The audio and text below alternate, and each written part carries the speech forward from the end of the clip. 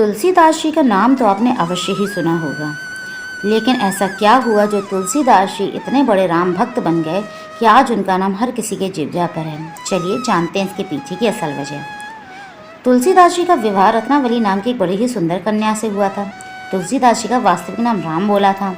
वह दोनों एक दूसरे से बहुत प्रेम करते थे, लेकिन तुलसीदास जी अपनी पत्नी से कुछ अधिक ही प्रेम करते थे।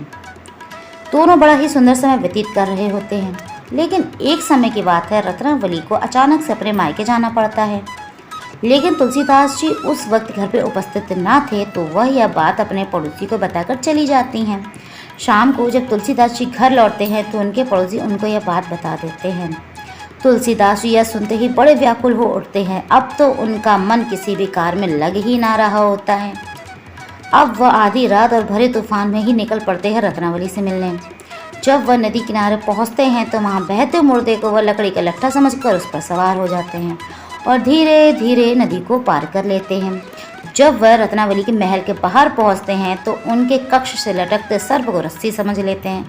वह उनसे मिलने के लिए इतने ज़्यादा व्याकुल थे कि उन्हें बहते मुर्दे और लकड़ी के लट्ठे में फ़र्क ही ना नज़र आ रहा था, और यहाँ पर भी उन्हें भेद नज़र नहीं आ रहा होता है कि वह सर्प है या रस्सी। वह सर्प की पूंछ पकड़कर धीरे धीरे उनके कक्ष तक पहुँच जाते हैं। आधी रात को तुलसीदास जी को अपने आँखों के सामने पाकर रत्नावली व्याकुल उठती हैं। वह कहती हैं, आप भरे तूफान में यहाँ तक आए हैं, ज़रूर ही कोई गंभीर बात रही होगी। तब तुलसीदास जी कहते हैं, नहीं, गंभीर बात नहीं है, बस मैं तुम्हारे बगैर रह नहीं पा रहा हूँ। तुम्हारे प्रेम में मैं यहाँ तक खिंचा चला आया हूँ। या तो तुम इसी वक्त मेरे साथ वापस चलो, या तो जब तक तुम यहाँ हो तब तक मुझे भी यहाँ पे रख लो। यह सुनते ही रत्नावली अपना माथा पकड़कर वहीं धरती पर बैठ जाती हैं और रोते रोते क्रोधित स्वर में तुलसीदास जी से कहती हैं कि अरे, जितना प्रेम आपने मेरे शरीर इस हाड़ मांस के कंकाल से कर लिया है ना, उतना प्रेम अगर आपने प्रभु श्री राम को कर लिया होता तो आज प्रभु श्री राम आपके पास होते, आपको मिल गए होते। बस यह कुछ शब्द थे जो तुलसीदास जी की आत्मा तक को झकझोर कर रख देते हैं।